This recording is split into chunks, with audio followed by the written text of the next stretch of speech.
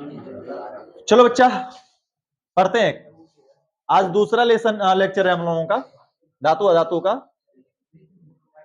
क्या है, कैसे है, समझते हैं। धातु के बारे में हमने बताया था एक कंडीशन कि वे पदार्थ, वे तत्व जो इलेक्ट्रॉन क्या करते हैं, त्यागते हैं, यानी इलेक्ट्रॉन देते हैं। हम लोगों में पैसा चलता है और तत्वों में क्या चलता है, इलेक्ट्रॉन। जैसे भारत में रुपया चलता है, अमेरिका में डॉलर चलता है, वैसे तत्वों के बीच में चलता है जो लेन देन, वो किससे चलता है, इलेक्ट्रॉनों का चलता है। तो जो आदमी पैसा देता है, दान करता है, वह धनी कहलाता है, दानी कहलाता है।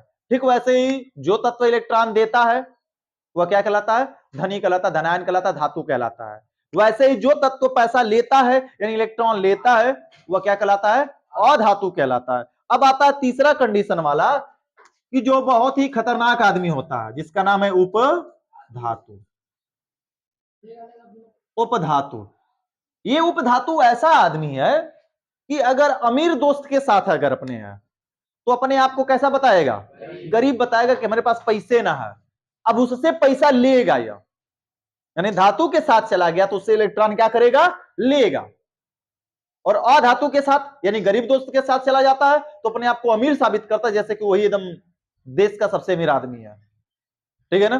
तो अधातु के साथ धातु जैसा यानी कि पैसा देने का भी यह काम कर देता है, इलेक्ट्रॉन देने का काम कर देता है, तो उसे क्या कहते हैं, उपधातु। देखो ए भैया बातें नहीं, उपधातु कौन कौन सी है, बी है, जीई है, A arsenic, antimony, T T I है और पीओ है। यह सभी क्या है, उपधातुएं हैं भैया। अब उपधातुएं आवर्त सारणी में कहां देखने को मिलती है, दो आवर्त सारणी दिखाते हैं, कॉपी के पीछे आवर्त सारणी होगा। हाँ देखो जी, ये आवर्त सारणी है, टीई होता है, टी आई नहीं टी। देखो जी, एक एसआई छूटा हुआ है यहां पर, बी के बाद एसआई,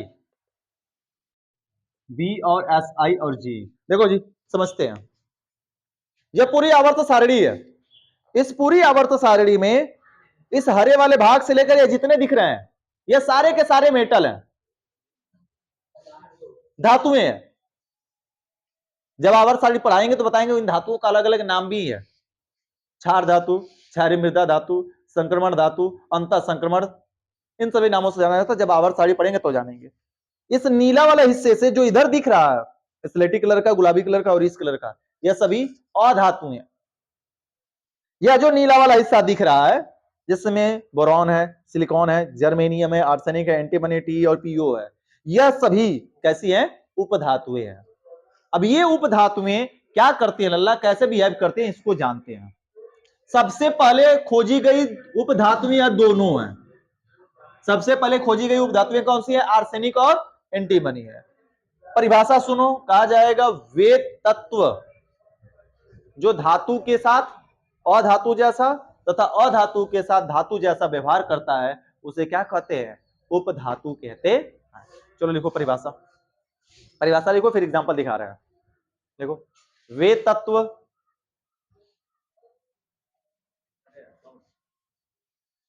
वे तत्व जो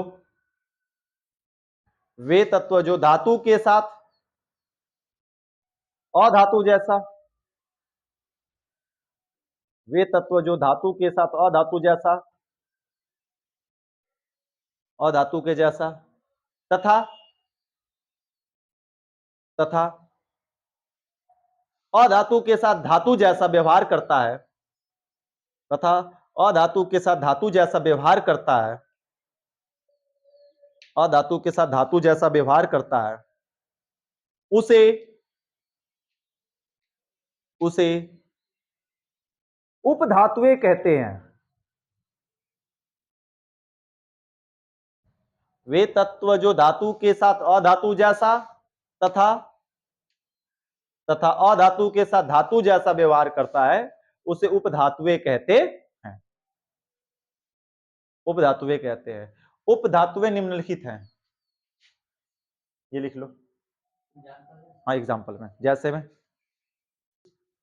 अब आते हैं इसका रिएक्शंस देखते हैं जी किस प्रकार से कार्य कर रहा है। ठीक है ना।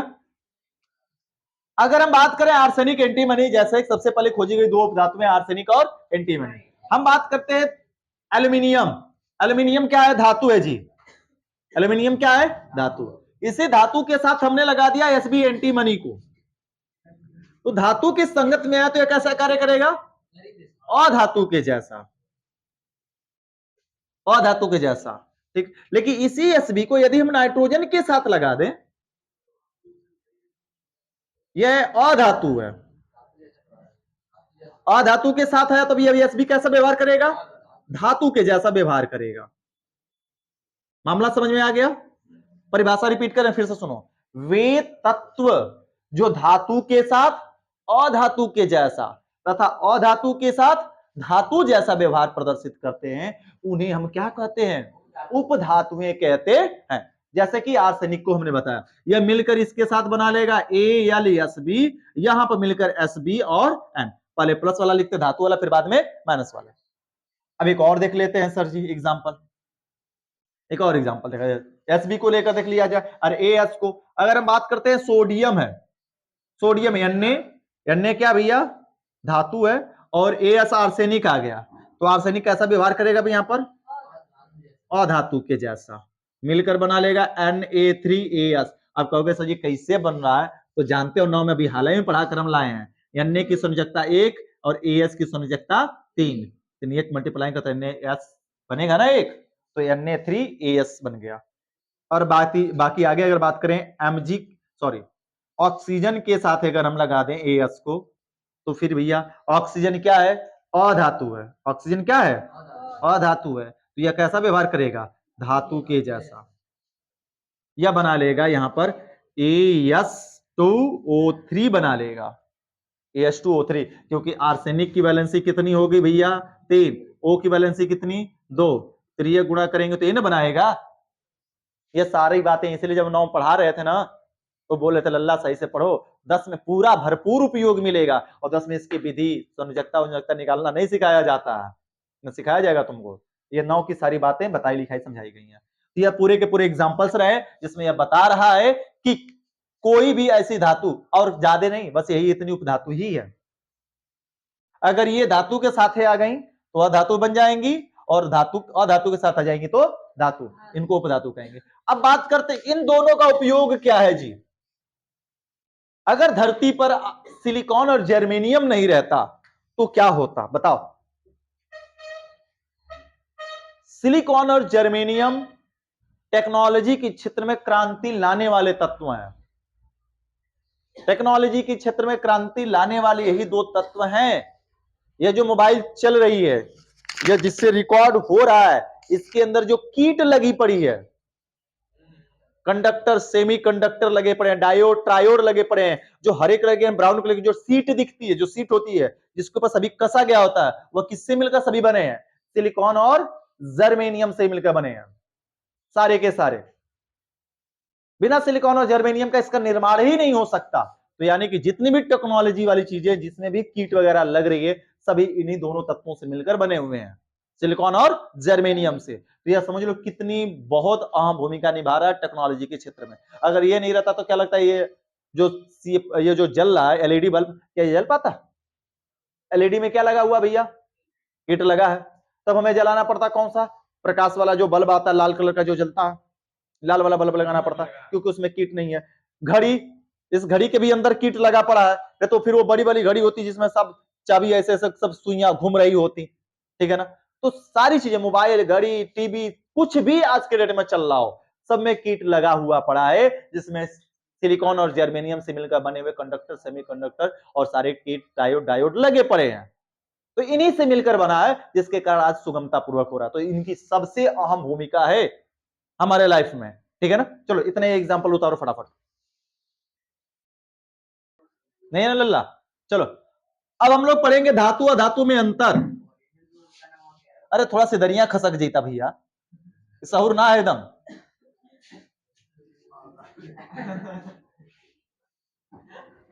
हेडिंग लिखो, धातु तथा अधातु में अंतर।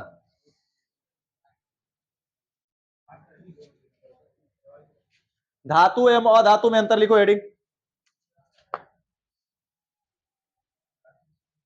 धातु एवं अधातु में अंतर।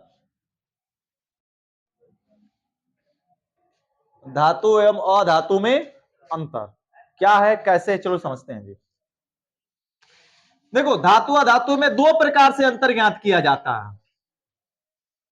धातु अधातु में अंतर दो प्रकार से ज्ञात किया जाता है। एक ज्ञात किया जाता है भौतिक गुण के आधार पर, और एक ज्ञात किया जाता है रासायनिक गुण के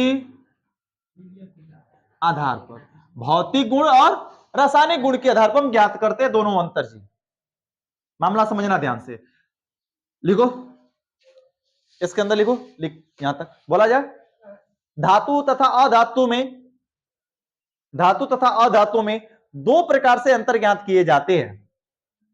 धातु तथा अधातु में दो प्रकार से अंतर ज्ञात किए जाते हैं। पहला नंबर है भौतिक गुण के आधार पर अंतर, और दूसरा रासायनिक गुण के आधार पर अंतर। पहले हेडिंग इसमें डाला जाएगा भौतिक गुण के आधार पर अंतर। ये भौतिक गुण के आधार पर अंतर का मतलब क्या लल्ला, कि जो मनुष्य के द्वारा किया जाए वही ना भौतिक गुण है।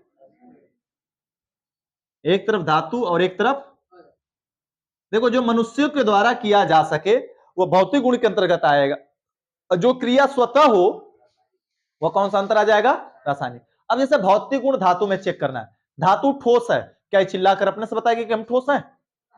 हम इसको चेक करेंगे तब तो पता चलेगा कि यह ठोस है कि द्रव है कि गैस है। अवस्था में छूने से, महसूस करने से पता चलेगी, ना कि वो चिल्लाकर बोलेगा कि हम ठोस हैं। मामला समझ में आया? तो सभी धातुएं ठोस होती हैं, लेकिन एक धातु है उसको छोड़कर, कौन से? पारा, मरकरी। सभी धातुएं ठोस होती हैं परंतु पारा यानी Hg को छोड़कर। Hg की अगर, जैसे हम अगर सोडियम की बात करें, सोडियम ठोस है, मैग्नीशियम ठोस है, लोहा ठोस है, गोल्ड ठोस है, चांदी ठोस है, ETC, यह सभी ठोस है। आदि क्या है? ठोस है नहीं, हम बात करेंगे था, परंतु किसको छोड़कर? Hg को छोड़कर, पारा को छोड़ दिया जाए। तो चलो लिखा जाए पहला नंबर, ये द्रव अवस्था में पाई जाती है भैया पारा। जो देखोगे अब तो नहीं आता है, थर्मामीटर आता था पहले जिसमें पारा भरा जाता था टेम्परेचर मापने के लिए, उसकी सहायता से नापते थे। तो ये लिक्विड अवस्था में पाया जाता है। लिखो सभी धातुएं ठोस होती हैं, धातु वाले कलम में पहला नंबर, सभी धातुएं ठोस होती हैं, सभी धातुएं ठोस होती हैं परंतु पारे को छोड़कर, परंतु पारे को छोड़कर। सभी धातुएं ठोस होती हैं परंतु पारे को क्या करके बच्चा? छोड़कर। हो गया? जैसे में पूरा उतार लो यहां से यहां तक, जैसे। अरे भैया AL हो जाएगा, वो कौन दिखाए तो है आवर साड़ी में तुमको जी।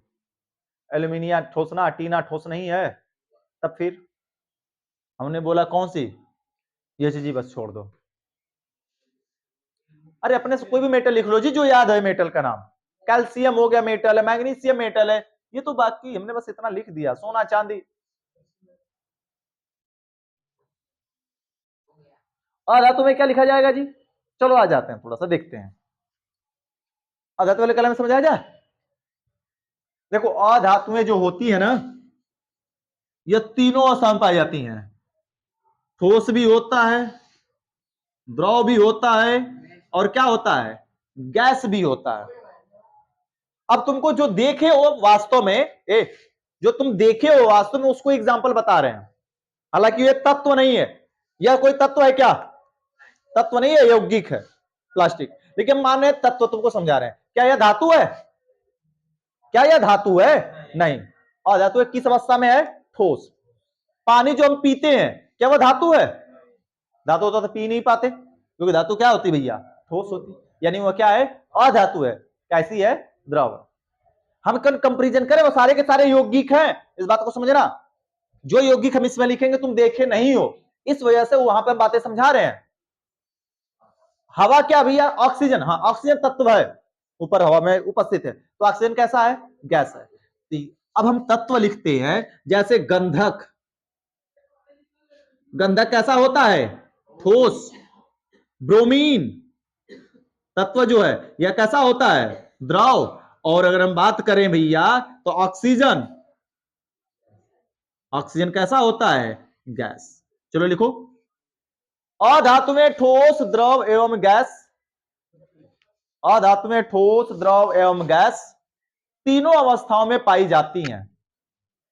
अधातु में ठोस, द्रव एवं गैस तीनों अवस्थाओं में पाई जाती हैं। तीनों अवस्थाओं में पाई जाती हैं। हो गया? जैसे, कैसे?